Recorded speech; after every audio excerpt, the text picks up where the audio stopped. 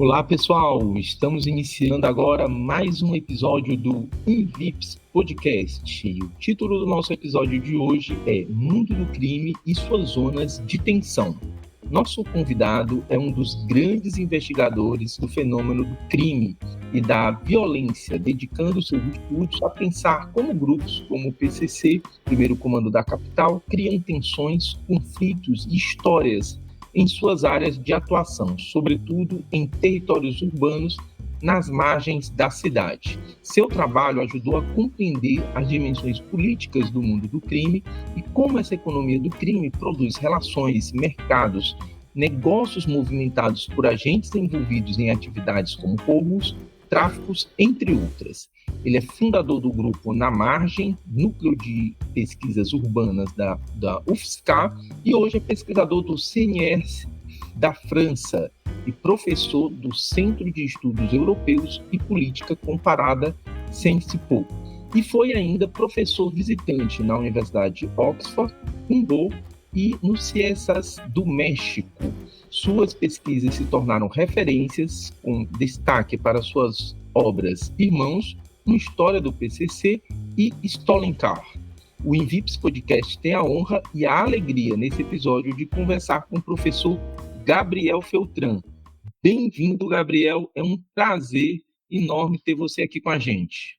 Eu que agradeço, Luiz Fábio, Camilo, o convite. Para mim é um prazer estar nessa conversa com vocês e participando também dessa iniciativa tão legal desse podcast do InVips, do qual tenho muita honra de participar. Obrigado. E mais uma vez aqui, dividindo a bancada do InVips Podcast comigo, a minha amiga Camila Holanda. Olá, professor Gabriel, professor Luiz Fábio. É uma alegria estarmos aqui novamente gravando mais um podcast, dessa vez com o professor Gabriel Feltran. Nós temos uma admiração enorme, nesses trabalhos importantes sobre as periferias urbanas, com muita criatividade, trazendo temas que muitas vezes não estão tão fáceis na sua observação, mas que são complexos, E ele traz exatamente essas questões dessas dinâmicas da vida social e do mundo do crime. Então, obrigada, professor Gabriel, será um prazer enorme. Prazer meu, gente. E o InVips Podcast é uma iniciativa do Instituto Nacional de Ciência e Tecnologia, Violência, Poder e Segurança Pública. É uma iniciativa desenvolvida a partir do programa ICT do CNPq, com a reunião de 15 grupos de pesquisas de referência na área de estudos da violência, crime e segurança pública, com atuação em 10 estados brasileiros. Seu objetivo central é produzir conhecimento sobre como o fenômeno da violência e do crime afeta a sociedade brasileira, suas instituições e cultura. A ideia consiste em criar um intercâmbio de ações de pesquisa, ensino e extensão, com a construção de uma rede de pesquisadores, da qual o professor Gabriel Feltran faz parte, e a criação de vasta base de dados e análises consistentes para pesquisa científica, desenvolvimento tecnológico e formação de recursos humanos capazes de incidir na área de segurança pública, justiça e direitos humanos. E vamos lá, Camila, para iniciar a nossa conversa aqui com o Gabriel.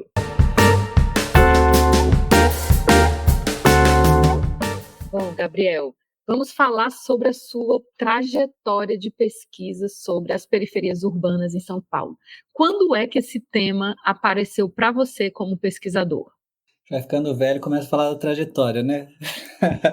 Eu sou nascido numa área de fronteira, na fronteira entre São Paulo e Osasco, e eu cresci, tive um período fora de São Paulo, mas desde que eu volto para São Paulo, ainda bem jovenzinho, eu convivi muito. Isso eu estou falando, eu sou de 75, então eu volto para São Paulo em 89, né? Então, eu com 14 anos, eu tenho as experiências ali numa zona bem de fronteira entre um bairro de classe média trabalhadora e bairros mais pobres, né, de periferia, inclusive uma favela que era muito próxima de onde eu morava. Nesse período, eu estou, como muitas das famílias que estão buscando mobilidade social, né, pelo estudo, eu estou estudando numa escola de elite em Pinheiros, que meus pais estavam assim, se ralando para pagar, Minhas irmãs mais velhas tinham feito toda a escolarização na escola pública e eu no colegial. Minha mãe tinha um pouco mais de dinheiro naquela época porque ela tinha se aposentado e continuado trabalhando. Então ela pagava com a aposentadoria dela, ela pagava a minha escola em Pinheiros, num bairro de elite em São Paulo. E no fim de semana eu ia encontrar com meus primos em Osasco e a gente ia jogar bola no terrão ali junto com a molecada da favela, né? Então eu tive essa oportunidade que hoje em dia é muito mais difícil para a molecada de classe média ou de uma classe trabalhadora um pouco remediada, que está melhorando de vida, de conviver mais de perto, né, com o mundo das periferias. Então eu não me sentia parte de jeito nenhum da quebrada, digamos assim, né, da molecada com quem eu jogava bola, mas eles me instigavam, né, eles me faziam pensar muito. E, ao mesmo tempo, eu também não fazia parte desse bairro de elite no qual eu estudava. Então, essa situação de fronteira me fez ver que esses mundos já eram muito apartados, né, na virada para os anos 90, no começo dos anos 90. E que, embora eu tivesse essa oportunidade de acompanhar de um lado e de outro, a grande maioria dos que estavam ou na favela ou no bairro de elite, eles não se conheciam, não se colocavam em contato minimamente. E eu tinha essa oportunidade, né? Por uma situação mesmo de estar nesse processo. Minha família estava melhorando de vida nessa época, né? Eu já peguei uma vida muito melhor do que a vida dos meus pais, que pegaram uma vida melhor do que a vida dos meus avós, e os meus filhos estão numa condição social melhor do que a que eu tive. Então, foi um processo de mobilidade social que me colocou nesse lugar intermediário, né? De poder conviver na favela de um lado e poder conviver com bairros de elite de outro lado, ter amigos nos dois lugares, de perfis muito diferentes, e reconhecer o conflito que se instalava naquele momento, né? Porque os anos 90 em São Paulo são lidos como um período de guerras, né? Por quem estava na favela. E eu estava acompanhando isso de longe, de um lado, e vendo o quanto isso era ignorado completamente pelas classes médias e pelas elites, né? Então, eu tive um primo que foi assassinado, eu tive contatos, né, depois de pesquisa, a partir de quando eu começo a andar nas periferias para fazer pesquisa, final dos anos 90, né, 98, 97, 98, 99, eu já estou fazendo pesquisa, né, já como estudante de graduação da Universidade de São Paulo, junto a um projeto de extensão. O Luiz Fábio falou, né, de juntar ensino, pesquisa e extensão, tão importante que é isso, né? Então, eu venho quando eu vou para a Universidade de São Paulo e começo a participar desse projeto de extensão, eu começo a andar nas favelas, inclusive alguns lugares que eu conhecia, porque eu morava perto da USP, mas aí a partir de uma perspectiva de pesquisador. E aí o tema da violência, do crime, era muito presente, né? Foi o momento de pico de homicídios em São Paulo, final dos anos 90, e eu tive, infelizmente, né, uma série de histórias de garotos, de adolescentes, de molecada que a gente trabalhava junto no projeto de extensão e que perderam a vida nas guerras desse período, né? Então, isso me impacta muito. Na época, eu não tinha nem a dimensão do quanto isso tinha me impactado, né? E era uma época de muita morte, né, em São Paulo, e quem andava pelas favelas nesse período tem essa recordação, né? Não tem como ter passado batido por essa experiência. Mas o tema que me motivava era a política, era o movimento social, era as formas de organização da vida social e econômica ali nas periferias. Então, era em torno dos movimentos sociais que eu comecei a fazer pesquisa de campo. O meu trabalho de mestrado, que vai ser defendido lá em 2003, é um livro sobre movimentos sociais, né? Se torna um livro sobre movimentos sociais. Mas se a gente for olhar para o livro lá de trás, de 2003, que é um livro sobre como, né, houve a emergência e o refluxo dos movimentos populares em São Paulo, tem um capítulo que conta a história de um homicídio, né, e como esse homicídio impacta a vida cotidiana e interfere, né, politicamente na organização daquele grupo e produz reações conservadoras e etc., né? Num momento em que um antigo mutirão habitacional estava se tornando, digamos, uma associação mais conservadora, lá que eu estava estudando naquela época, né? Então, eu acho que tem uma parte da minha vivência em São Paulo, né, que me faz ser curioso com as periferias, e tem outra parte que vem da experiência de pesquisa mesmo, que numa época em que essas coisas, para mim, eram muito desconhecidas ainda, né, eram muito... Embora a gente eu tivesse muito instigado para tentar entender, a sensação que eu tinha era de não entender nada. Eu não sei se vocês passaram por isso na trajetória de vocês também, de ter uma... De, assim, conforme a gente vai estudando, a gente vai se tornando mais, de fato, as coisas vão ficando mais claras, né? Os mecanismos sociais vão ficando mais evidentes. Nessa época, para mim, era tudo muito nebuloso, assim. Era muito difícil entender qualquer coisa. Hoje, olhando para trás, é assim que eu vejo. E depois fiquei mais muitos anos estudando as periferias de São Paulo, né? Gabriel, e a sua pesquisa, né, sobre o crime, ela envolve dimensões políticas e econômicas, né, a respeito desse fenômeno. A gente gostaria de que você pudesse falar um pouco, né, sobre isso, né, sobre as relações políticas e econômicas que compõem isso que é né, de certa maneira, compreendido no seu trabalho como o mundo do crime. Mas é muito boa a pergunta, porque ela me ajuda mesmo a compreender, né, essas relações entre política e crime que eu fui formulando ao longo do meu trabalho, quando a gente volta para o começo, né? Lá em 2004, justamente, eu tinha terminado esse trabalho que eu falei sobre os movimentos sociais, e eu falei, vou fazer um doutorado, e a minha pergunta de pesquisa no doutorado, que já era na Unicamp nessa época, a pergunta de pesquisa era a seguinte: por que é que existe um movimento de transporte, existe um movimento de alfabetização, existe um movimento de saúde, existe um movimento de moradia, mas não existe um movimento forte para tratar da violência nas periferias? Porque os moleques estão morrendo, tá? As famílias estão perdendo os filhos, né? E elas se mobilizam para tantas coisas, mas elas não se mobilizam. Essa era a minha leitura na época, né?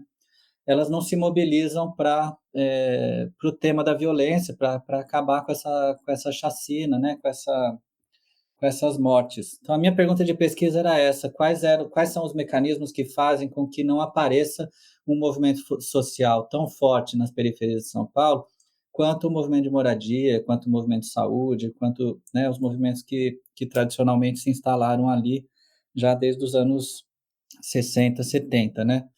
Então, eu tinha estudado esses movimentos e eu falava, mas por que esse tema? Então, eu não tinha nem a dimensão de que esse tema era um tema novo, que o tema da violência tinha crescido muito nos anos 90. Eu achava, né, por ser jovem no começo dos anos 90, eu achava que sempre tinha sido assim, porque quando conheci já era assim, né? E eu falei, mas por que não sai um movimento social importante no tema da violência, né? Eu fiz o meu projeto em 2003 e eu vou para campo em 2004. Quando eu estou começando o doutorado, eu começo a fazer campo em torno dessa pergunta de pesquisa. E quando eu chego em campo, era já em Sapopemba, para o meu doutorado, um território onde eu trabalhei muitos anos depois, e eu começo a conversar com os meus interlocutores em campo, né? Olha, é isso que eu quero estudar a mobilização política a partir do problema da violência, dos homicídios, sobretudo, né? E o que as pessoas falam para mim é o seguinte, que foi muito surpreendente para mim na hora. Então, vai naquela outra favela lá do Grimaldi, vai lá para o fim da Zona Leste, para o Itaim, que lá as coisas ainda estão desorganizadas, porque aqui não morre mais ninguém, não. Aqui já não pode mais matar. E aí, aquilo para mim foi o que me levou, né, a conectar uma dimensão de governo, né, da vida social cotidiana, especialmente da violência nas periferias de São Paulo, e a dimensão mais criminal dessas organizações, né? Porque, bom, evidentemente as pessoas estavam se referindo, né, a uma organização do universo criminal que impedia a existência de homicídios, né, de uma hora para outra naquele território. Então, na favela que eu comecei a estudar em 2024, eles disseram as últimas mortes foi no Natal de 2023, que a gente comemorou como o Natal Sem Mortes. Foram antes do Natal, né? No Natal, a gente encerrou esse ciclo, e desde o Natal até, isso já era maio, junho de 2024, não teve nenhuma morte aqui na favela mais. Aí, mas o que aconteceu? Não pode mais matar. Agora, para matar, tem que pedir aval, tem que pedir uma autorização. Mas antes podia matar, que era proibido matar antes, né?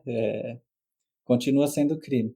Não, antes podia e devia, né? Então, meus interlocutores vão me contando que no cotidiano você devia matar se alguém tivesse endividado com você, por exemplo, no tráfico de drogas, para mostrar que você era uma pessoa que não deixava levar desaforo para casa, que você tinha controle sobre a situação, você devia matar aquela pessoa que estava endividada com você.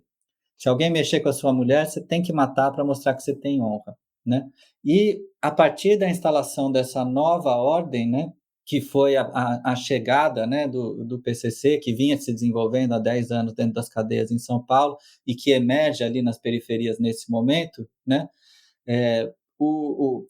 A lógica se inverte, você não pode mais matar, você tem que chamar uma conversa, você tem que chamar um debate, você tem que ver quem está certo, quem está errado naquela situação, e você não pode tomar uma atitude isolada, você não pode decidir pela morte de alguém por sua decisão privada, isso não vai ser mais tolerado. Então, nesse momento, sociologicamente, o que estava acontecendo, né? O PCC estava reivindicando o monopólio da força e o monopólio da justiça naquele território, dizendo só quem é irmão vai poder decidir, né, pela vida e a morte de alguém aqui. Ninguém tem essa capacidade privada mais. E nesse processo, evidentemente, eles estão consolidando a soberania sobre o território, né? Que é basicamente isso, né? Conceito de soberania para o Foucault, né? Quem decide a vida e a morte num dado território. Primeira parte da história, né? O crime é política nesse lugar. O crime é governo nesse lugar. O crime está fazendo administração e produção de ordem. O crime está fazendo justiça, está entregando resolução de homicídios, está entregando debates e punições, quando for o caso, em cada situação de conflito. Ou seja, o crime está se constituindo como um regime de poder político. Para fora do território, o crime é crime. Vai roubar, vai fazer tráfico, vai fazer contrabando, vai usar arma de fogo, vai ser, né? Mas dentro do território o crime não vai aparecer como crime, o crime vai aparecer como ordem, né? E é isso que me faz começar a pensar essas relações entre violência e política, entre crime e política, que me levam, né, sociologicamente principalmente uma vertente zimeliana, weberiana, que vai pensar, de fato, a violência como uma categoria imanente, né, inscrita no universo das relações de poder e, portanto, no universo das relações políticas, né? Então, ao contrário de outras tradições mais normativas que vão pensar a violência como uma coisa que destrói a política, para esses autores a violência vai estar sempre presente na base, né, de qualquer ordem social, de qualquer ordem política. E a questão é se ela é legítima ou não, né? Por isso que o Estado tem forças armadas, por isso que o Estado tem polícia, tem os seus grupos que vão dispor de violência, né? A questão, essa violência é legítima para a população? Para a população daquela favela, a violência do PCC e a justiça do PCC eram legítimas, enquanto a violência da polícia era considerada ilegítima. Já nos bairros de classe média pelos quais eu circulava, a violência era ilegítima do PCC e legítima da polícia. Então, aí que eu comecei a pensar essas tensões entre diferentes, né, regimes normativos de poder, etc., que já estavam ali na minha cara, né, no campo, com essa experiência. Então, eu me dedico durante muitos anos a pensar a política e crime, e não a economia, né? Só para concluir a resposta depois de dar tanta volta, só a partir de 2015 que eu começo a fazer um estudo mais sistemático dos mercados ilegais. Isso graças assim à constatação de campo de que, para muito além de uma ordem moral, política das periferias, o PCC passou a ser um agenciador, um regulador de mercados muito relevantes, né? E principalmente o mercado de cocaína para exportação, que faz uma mudança de escala econômica na facção e que chama muita atenção naquele momento, 2014, 2015, 2016, e me leva a começar a estudar os mercados ilegais e as dimensões, digamos, materiais, né, concretas, objetivas de fundação desses regimes de poder, né, que as facções representam. Então, a partir de 2014, 15, 16, eu começo a estudar o mercado ilegal propriamente, e como essa região na qual eu trabalhei muitos anos em campo, a região de Sapopemba, tem muito carro roubado, muita revenda de carro, muita circulação de peça, de autopeça, muitos adolescentes entram no universo criminal pelo roubo de carro e não pelo tráfico de drogas. Tem uma conexão muito clara entre os mercados ilegais e os legais, né? Então, por conta de tudo isso, eu começo a pensar as economias do crime e os modos como essas economias do crime se relacionam com as políticas do crime, né? E também com as economias legais e as políticas do Estado. De fato, nesse caso, é o campo me puxando, assim. O PCC foi ficando uma coisa tão grande, mexendo em tanta economia, que não tinha como não olhar para isso. Gabriel, mas de todo modo você publicou um livro, Irmãos, uma história do PCC, que traz uma tese muito interessante, né? Pensando essa organização criminosa como uma sociedade secreta. Então a gente queria aproveitar essa oportunidade e te ouvir mais um pouquinho, né, sobre essa percepção que você tem do PCC. Sim, muita gente pensa que todas as facções ou todas as organizações criminais são iguais, né? E muita gente pensa também que elas são iguais ao que a gente vê na TV, né? Ou ao que a gente vê no cinema, né? Que tem o poderoso chefão e que o poderoso chefão. E agora com várias séries, E né? agora por um monte de séries que no fundo contam quase sempre a mesma história, né? Não interessa onde você esteja, tem sempre o chefão. Sempre esse chefão é super rico e ele é super poderoso e qualquer coisa ele mata, e depois tem um monte de gente que, por medo dele ou por estar constrangido por ele, faz as coisas, tem aquele exército embaixo dele que sempre disposto a matar, etc. Né? E o que eu encontrei em campo não foi nada disso, né?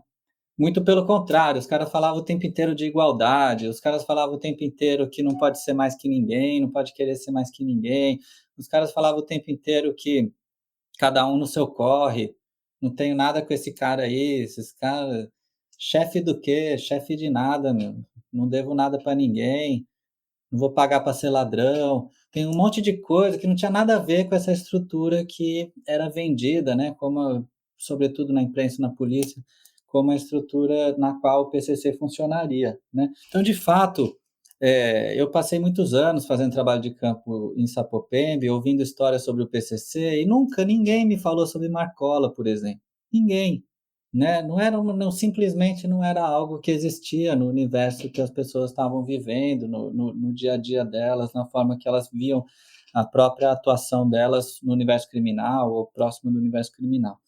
Marcola era conhecido pela televisão, né? E isso tudo foi se acumulando como dado de pesquisa, e a gente foi falando, temos que entender esse negócio. O que é isso, então? É uma associação? É um sindicato? Às vezes eles falam sindicato, às vezes eles falam partido.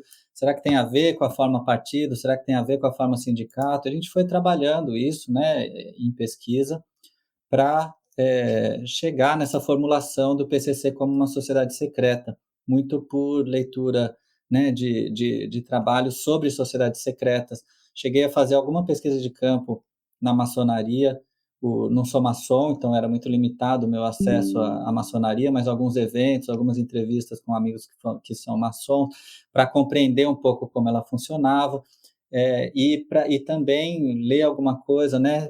O Zimmel, que é um autor que eu gosto muito, já até falei dele aqui, falava sobre sociedades secretas, fui ler o Zimmel, e aquilo começou a fazer sentido para mim, né, como uma forma metafórica, né, de entender o PCC. Então aí eu fui entender por que um cara que é PCC nunca fala que é PCC. Ele sempre fala que ele não é PCC, né? São os outros que vão falar que ele é PCC. Por que o cara fala o tempo inteiro que ele não manda em ninguém?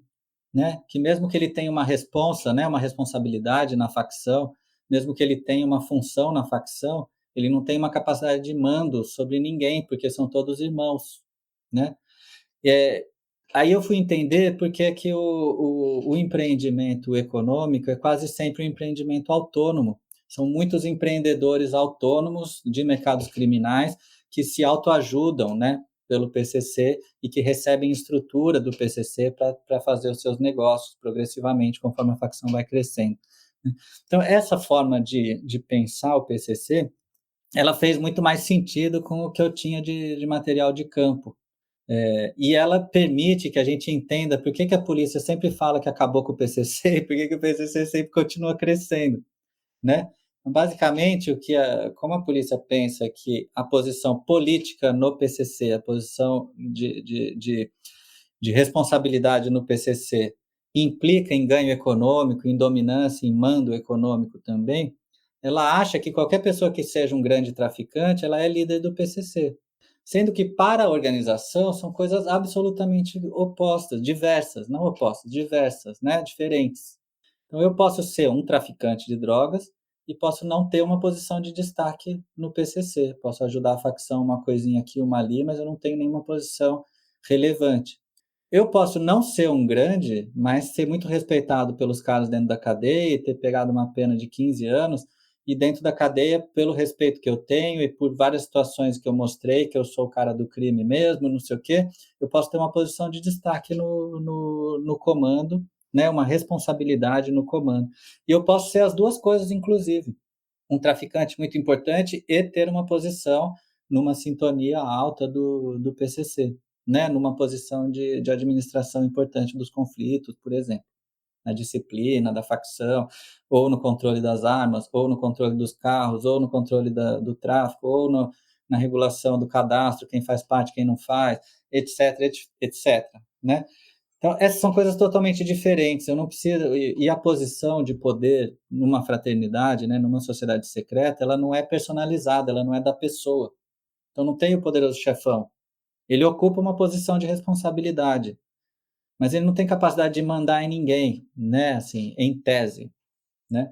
É lógico que se você está numa facção gigantesca como o PCC e alguém fala, ó, afinal está sugerindo isso para você, vai ter um peso bastante importante, né?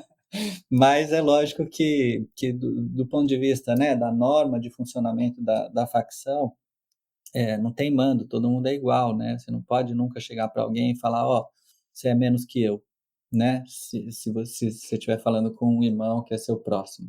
Ao contrário, né? Tem toda uma etiqueta de boa tarde, meu irmão, como vai?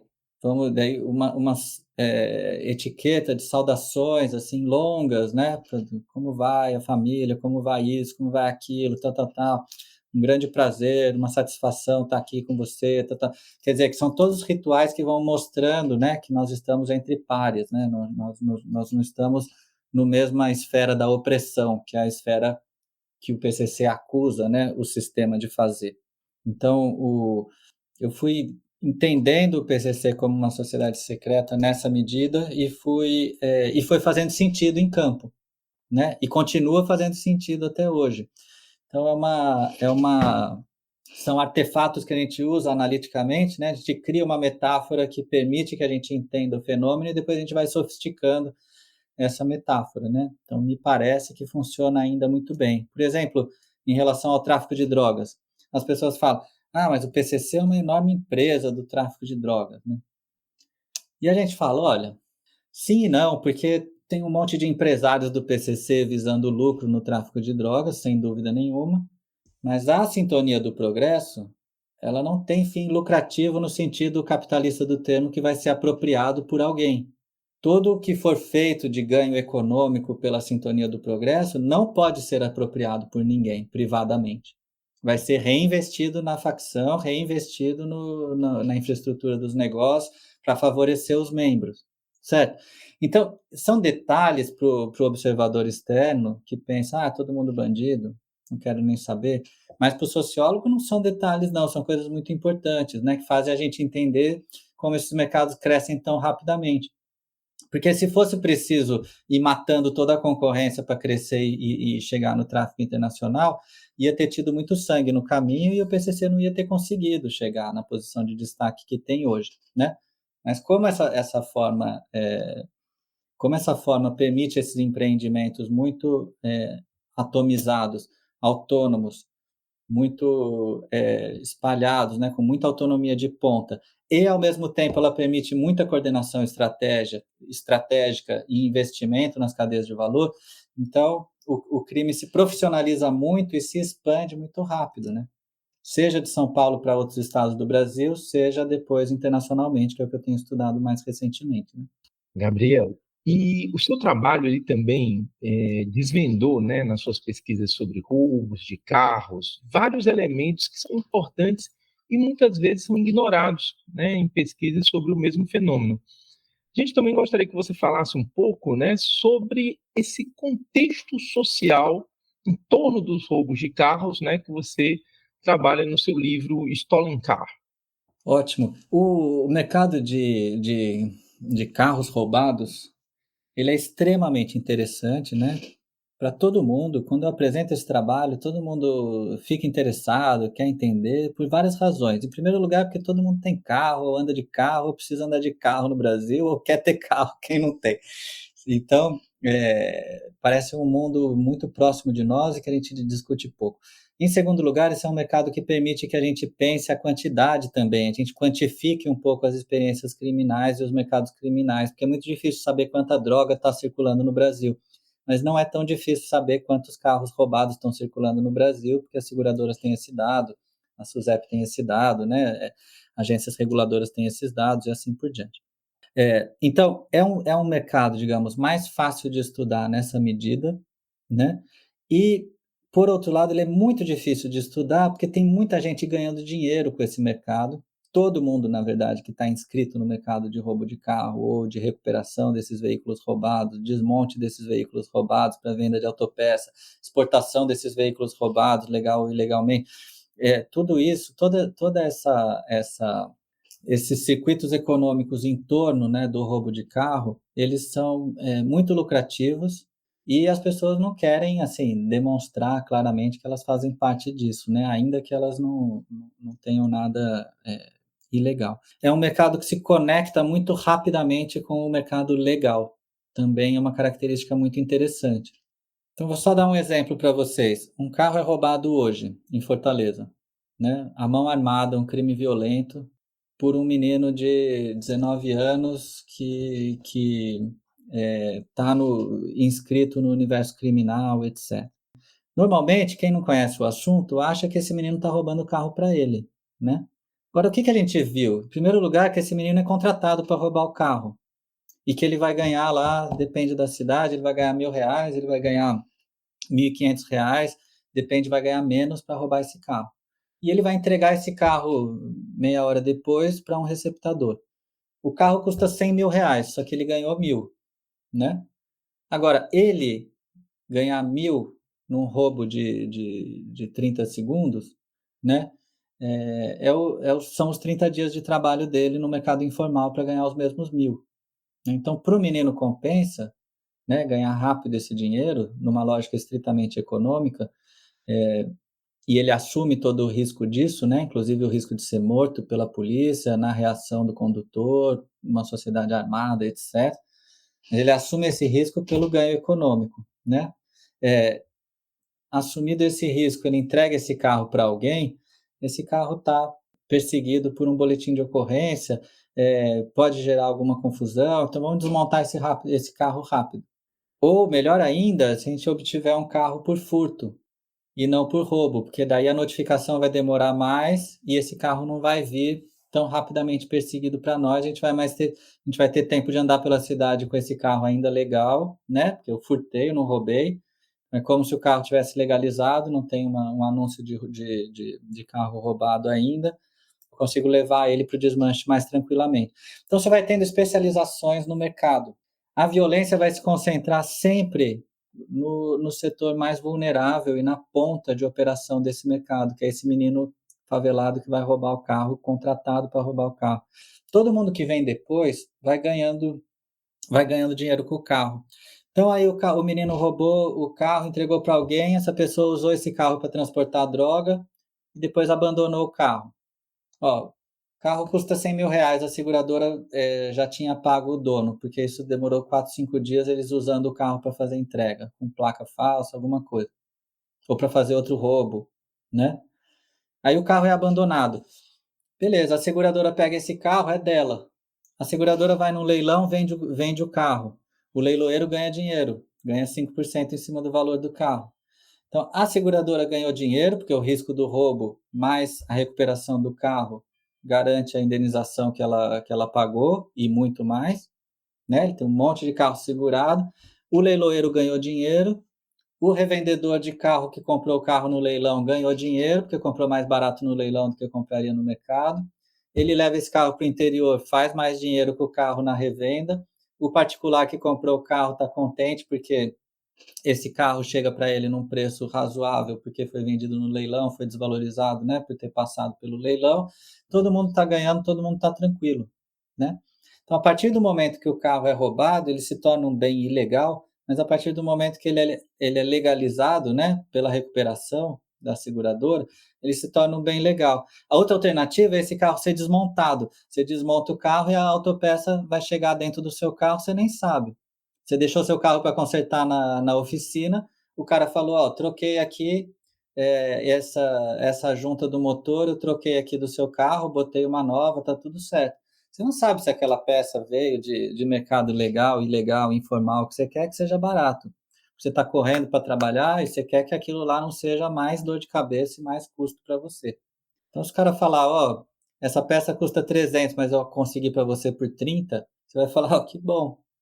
Então você vê, a gente encontrou a mesma peça para pesquisa para o nosso livro, a gente encontrou a mesma peça sendo vendida em São Paulo por 10 na internet, no Mercado Livre, R$ 10 e R$ 460 na concessionária. A mesmíssima peça, certo? Então, você tem mercados muito estratificados, né? Que evidentemente bota peça roubada, com peça falsificada, com peça usada, com peça nova, tudo junto no mesmo bolo e que só quem é especializado nesse ramo é que vai saber diferenciar, né? Então, claro que quem é especializado nesse ramo conhece o que eu estou falando, mas para o consumidor de autopeça, ele deixa o carro na garagem, né? Na oficina, e ele pega o carro consertado, quanto mais barato for, melhor para ele. Então, é outra forma de tornar essa peça que era ilegal, roubada, em uma peça original, boa, nova, né? E aí tem os carros que são mandados e trocados por cocaína na fronteira. A gente foi mapeando tudo isso, né? E é de fato muito, muito, muito instigante, muito fascinante quando a gente começa a entender como essas economias ilegais elas são importantes para a economia formal, né?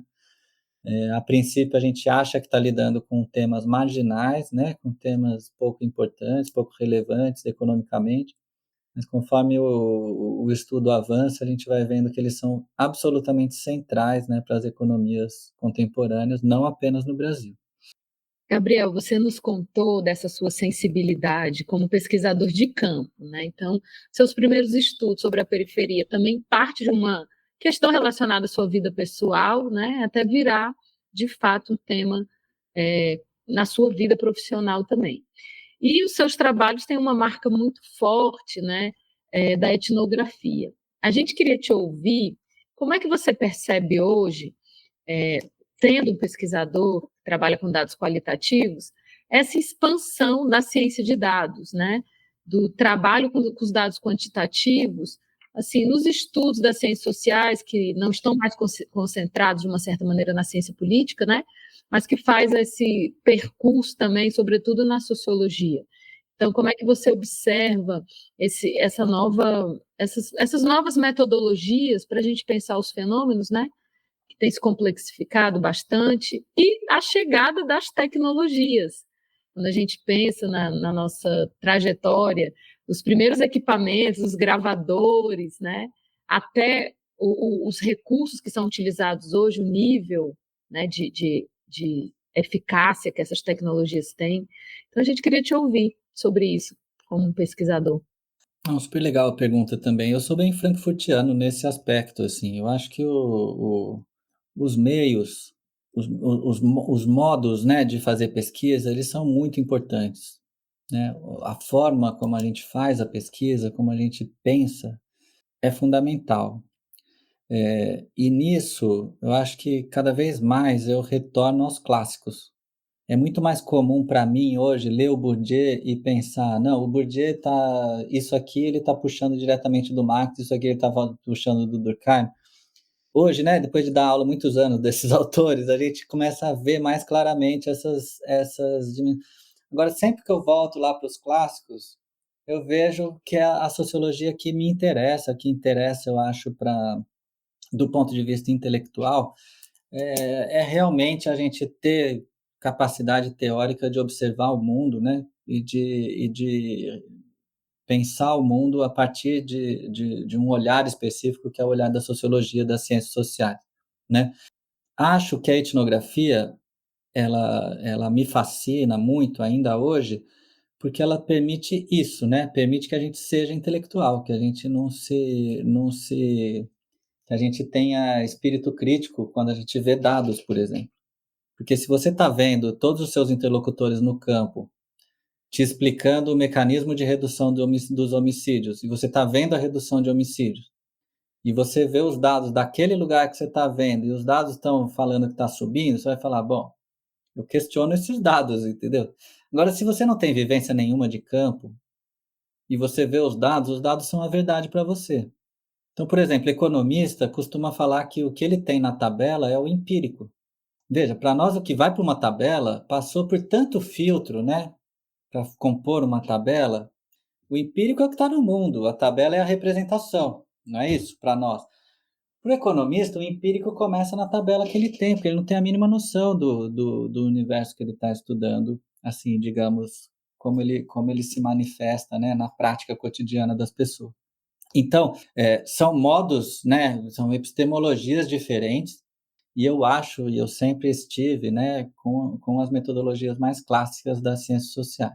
Dito isso, eu adoro ver tabela, eu adoro ver sociograma, eu adoro ver tudo quanto é redes sociais que os caras fazem daqui, dali, tudo que mapa, um monte de mapas que aparecem mostrando hotspots de violência, não sei. Eu adoro ver tudo isso. Se eu puder usar tudo isso, eu vou usar, mas dentro, né, de uma sociologia, ao fazer sociologia. Eu nunca quero me aproximar de um tema apenas a partir dessas representações. Para mim, essas representações são formas que a gente usa para compreender melhor as coisas. Então, se a gente abrir o Stolen Cars, a gente vai ver gráfico, a gente vai ver mapa, a gente vai ver umas planilhas mostrando o preço das peças aqui e ali, a gente vai ver uma tabela mostrando quem ganha dinheiro e quanto com o roubo de carro. O dono da seguradora ganha tanto, o dono da revenda de carro ganha tanto, o leiloeiro ganha tanto, o ladrão ganha tanto, etc. Quer dizer, nenhum problema com usar dados quantitativos, nenhum problema para usar todas essas estratégias, muito pelo contrário, adoro. Desde que a gente saiba o que a gente está fazendo, né? É tipo o Pepeu Gomes, né? Contanto que você possua e não seja possuído, né? Então, eu acho que é um pouco isso. O problema e é por isso que eu sou bem frankfurtiano nisso, o problema dessas tecnologias é que elas trazem consigo uma forma de pensar. Se você se deixar levar por essa forma de pensar, né, basicamente você deixa você mesmo de pensar, né? E, por outro lado, se você puder usar essas coisas a partir de um pensamento estabelecido, né, com bases intelectuais mais sólidas, aí a coisa faz sentido, fica muito bom. Então, esse é o ponto para mim, né? Quem está no comando. Porque, por exemplo, quando você vê alguns colegas que estão totalmente nessa, né, no mergulho do hiperquantitativismo e que só a regressão vai mostrar a realidade para você. Quer dizer, quando a galera está nessa, é muito difícil, né, que ele diga qualquer coisa antes de ver o resultado da regressão. Ele não tem nem hipótese. Ele coleta lá a tabela dele e ele roda a regressão para ver o que o mundo é. E aí o mundo é positivo, porque a regressão revela a verdade, né? A regressão revela a verdade do mundo se o cara está nessa. Agora, é muito diferente se você tem um trabalho que construa os mecanismos e depois você testa esses mecanismos quantitativamente. Foi basicamente o que a gente fez nos nossos estudos sobre homicídios, né? A hipótese é toda induzida, né, da pesquisa de campo para o quadro analítico, e depois a gente testa essa hipótese nos dados quantitativos. Aí funciona. Se a hipótese é boa, funciona. E a gente mostra para as pessoas, né, ó, tá aqui, né? Pum. Mas é preciso, de fato, né, que a experiência qualitativa seja validada, né? E nas ciências sociais mais do que em quaisquer outras, né? Então, por exemplo, o Brasil tem uma tradição maravilhosa de ensaios, né? Que vem desde o Antônio Cândido, que meio que foi escapando da sociologia, e hoje você falar que uma análise ensaística é uma ofensa, né? Mas veja, o Zimmel foi um sociólogo pequeno porque fez ensaios, né? Ele foi um gigante porque fez ensaios maravilhosos. A questão é a qualidade do ensaio, né? Agora, tem muito método para escrever um ensaio também, né? Então, eu sempre volto para essa tradição. Eu acho que é a nossa base, é de onde a gente veio e é o que a gente tem que conhecer profundamente. E depois, se um estatístico quiser me ajudar, vai ser muito bom, entendeu? Mas ele vai me ajudar, né? Eu não vou me submeter ao saber estatístico, porque esse é um outro saber, né? E esse é um saber dos estatísticos, não dos sociólogos, né? Então eu fico triste quando eu vejo sociólogos, cientistas políticos sendo formados e indo trabalhar com estatística, porque eu acho que tem gente melhor formada para isso, né? Sobretudo os próprios estatísticos. Por outro lado, eu fico muito feliz quando eu vejo bons trabalhos cruzando métodos, né? Trabalhos muito bons de sociologia ou de antropologia que conseguem dialogar com métodos quantitativos, que conseguem demonstrar suas evidências e os mecanismos que são captados pela pesquisa quali de modo quantitativo. Eu acho maravilhoso. Me lembro muito agora falei isso, lembrei de um antropólogo, Ronaldo Almeida, que escreveu um dos principais livros ainda nos anos 90, sobre os evangélicos, sobre a expansão evangélica no Brasil. É um livro maravilhoso, é uma antropologia cheia de demonstrações com material quantitativo, né? Mas ele conhecia profundamente o mundo evangélico para poder fazer boas perguntas para o dado quantitativo. Que, como diz o jargão, né, trash in, trash out. Se você jogar lixo dentro do modelo estatístico, você vai pegar lixo do lado de fora, né? Agora, se você faz boas perguntas, você vai ter boas análises amparadas por esses dados também.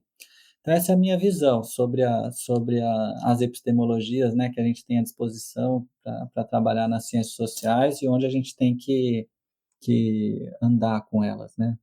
Excelente, Gabriel.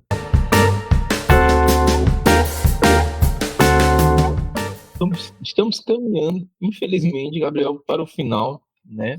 Mas antes dessa conclusão, a gente queria saber de você. Hoje existe uma economia do crime, né? Seus trabalhos, e sobretudo sobre o roubo de carros, mostra como essa economia é complexa, como essas dinâmicas são complexas, né?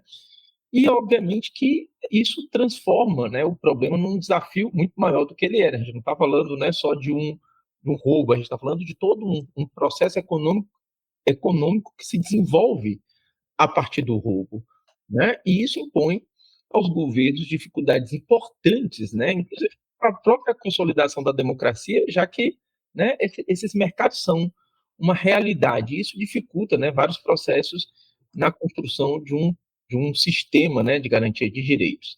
Então, ao olhar para esse cenário, na tua visão, quais são os grandes desafios da segurança pública no Brasil diante dessa economia do crime? Vamos lá, pergunta muito legal também. Eu passei os meus últimos anos no Brasil, de 2018 a 2022, foram os anos do bolsonarismo instalado no Brasil, né? E foram anos em que eu refleti muito sobre essas questões, sobre essas relações entre os mercados ilegais e a política, é, e sobre o populismo penal, a reação muito evidente e muito apoiada, né, pela população de um punitivismo radical, né, de matar como forma de solução, né? de se armar e de ir para cima e de matar como uma estratégia de segurança pública, né? O CPF cancelado. E de um lado, claro que a gente reconhece de onde vem, né, esse ímpeto, né? As pessoas, eu acho que tendem a minimizar o que significa ser vítima de um assalto, de um roubo, de uma morte de alguém próxima, etc., né, numa situação de violência. Acho que a gente minimiza isso no Brasil. São situações gravíssimas e que têm que ser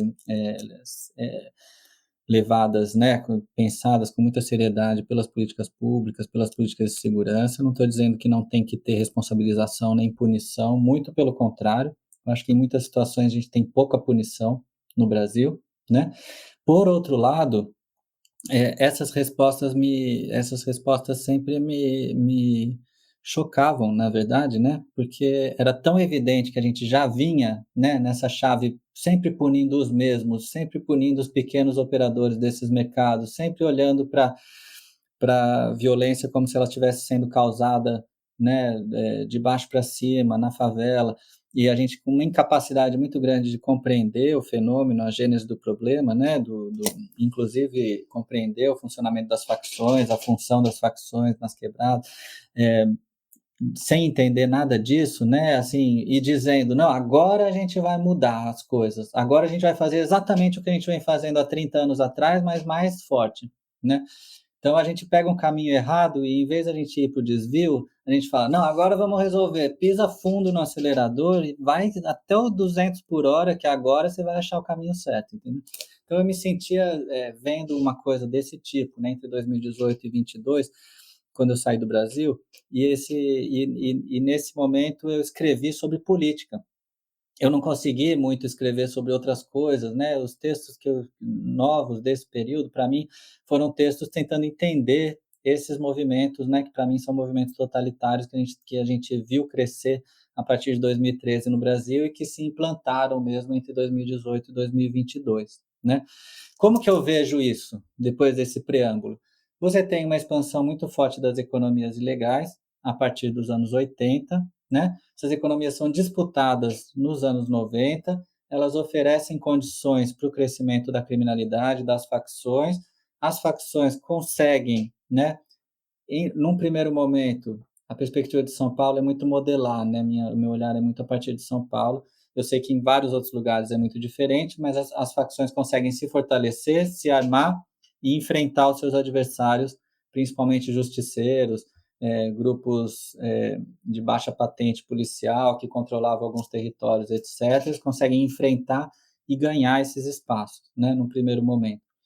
Esses grupos policiais que antes, né, estavam ligados, vamos pensar um justiceiro de bairro, né, figura tradicional do mundo popular brasileiro até os anos 90, né? O cara que faz a ordem no território, que é ligado aos comerciantes, que é ligado aos policiais, né? Vamos de baixo para cima. Esse justiceiro de bairro, ele tem as costas quentes numa elite local e tem as costas quentes pela polícia. Os policiais, por sua vez, têm as costas quentes no secretário, que é alguém da elite local. Esse secretário que tem as costas quentes do prefeito, né, vai ter, por sua vez, as costas que tem as costas quentes do governador, né, das elites econômicas locais. Muitas vezes são a mesma pessoa, às vezes não. Então você tem elite econômica, chefe de Estado, secretário, depois policial e depois justiceiro, fazendo parte de um mesmo vetor de poder, que faz a ordem na cidade e que mata o delinquente, que expulsa o delinquente, que limpa a cidade, né, como eles pensam. Só que esse delinquente deixa de existir a partir dos anos 90, quando os mercados ilegais se expandem. Porque se antes você tem um delinquente que você mata e ele deixa de existir, quando você tem um mercado ilegal por trás, você não tem mais um delinquente, você tem um operador desse mercado ilegal. Então você mata esse, no dia seguinte tem outro ocupando, porque esse mercado tem demanda. E daí você mata um segundo e vem um terceiro, você mata um quarto e põe na cadeia meia dúzia, e você vai multiplicando o exército criminal, fazendo exatamente o que você fazia 10 anos antes, ou 5 anos antes, ou 3 anos antes. Só que a gente continua fazendo isso desde os anos 80 até hoje. Então, a gente transforma um país que era seguro num país profundamente inseguro, né? Exportando facção por aí, né? Então, esse é o primeiro movimento. Então, um Estado que não consegue entender o que está acontecendo produz uma política completamente equivocada que favorece a expansão faccional. Qual é o segundo movimento? E aí eu chego na democracia e na expansão da extrema-direita no Brasil, né? O segundo movimento é uma reação a isso. Então, eu tenho uma reação à expansão faccional, que ao contrário de ser uma expansão, olha, a polícia não conseguiu resolver o problema, o modelo está errado, a gente tem que mudar o modelo. Não. A polícia vai resolver o problema se a gente der mais dinheiro e mais autonomia para ela. Então, se a gente deixar ela matar agora, sem nenhum tipo de controle, ela vai resolver. O problema é que ela estava sendo controlada. Se a gente der bastante dinheiro para ela, comprar bastante equipamento, bastante drone de Israel, não sei o que, ela vai resolver o problema. Só que essa polícia, né? Falando em termos muito gerais, é óbvio que tem excelentes policiais no Brasil, não estou falando aí, eles sabem o que eu estou falando também, né? Essa polícia vai se autonomizar politicamente, essa polícia vai começar a fazer política, essa polícia vai poder ser candidata, ela vai ocupar conselho, e ela vai se ideologizar com a extrema-direita, e ela vai ser a base, né, tanto ela vai ter base material, com tanta extorsão, com tanto financiamento, para montar um projeto político, como ela vai também exercer o seu mandato político que foi dado pela população que está dizendo, vai lá, acaba com eles, né? E não acaba, né? Então, o conflito se acirra progressivamente mais, a gente chega na situação que a gente está no Brasil hoje, que deve piorar, né, nos próximos anos, e, ao mesmo tempo, aquelas garantias que a gente tentou criar desde os anos 80, de que o Brasil fosse democrático, que as forças da ordem estivessem controladas pelo princípio da lei, que a sociedade estivesse regulada minimamente pela lei, que a criminalidade estivesse controlada pela lei, isso vai para o espaço. Aí vira uma guerra entre facção de um lado, facções, né, e milícias de outro lado, né? E a gente está aí. Então, evidentemente o Estado perde a sua soberania, né? Eu falo demais, galera. Nossa. Gabriel, que nada, foi fantástico. E assim chegamos ao fim de mais um VIPS Podcast.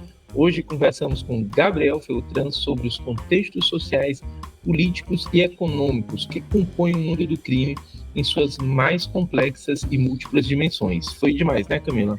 Foi incrível, Gabriel. Muito obrigada pelas suas contribuições, pelos seus trabalhos, que são muito, muito inspiradores para a gente aqui no Ceará. Que você continue da França ao Brasil, contribuindo bastante nessa perspectiva, como você coloca, né? Epistemológica, teórica e metodológica, para a gente compreender essas questões tão complexas, né? Que é uma marca da sociedade brasileira, a violência, a conflitualidade, mas que a gente quer construir uma narrativa de um país, né, pautado nos direitos humanos, na cultura de paz, que isso é importante para todo mundo. Então, muito obrigada, Gabriel. Vida longa para os seus estudos. Eu que agradeço, é um prazer conversar com vocês. Eu admiro muito o trabalho do Leve, vocês sabem disso. Admiro muito o que tem sido produzido no Ceará de ciência social. Vocês são uma referência nacional para todos os pesquisadores, para todos os pesquisadores jovens, né, pesquisadores que começam a entender dos nossos temas e também tem uma circulação muito, muito grande fora do Brasil, né? Daqui a gente vê isso, né? Então, basta estar aqui para ver isso e dizer que o César Barreira, né, um dos fundadores do Leve, estava esses dias aqui em Paris apresentando o trabalho dele, discutindo, e a gente teve a oportunidade de conversar um pouco também. Então, muito obrigado. Eu fico muito honrado de estar aqui com vocês e estou à disposição para a gente seguir essas trocas. Obrigado, Gabriel. E se você gostou desse episódio, não esqueça de compartilhar com amigos e familiares e de nos seguir nas redes sociais. Sua participação é fundamental para continuarmos essa conversa.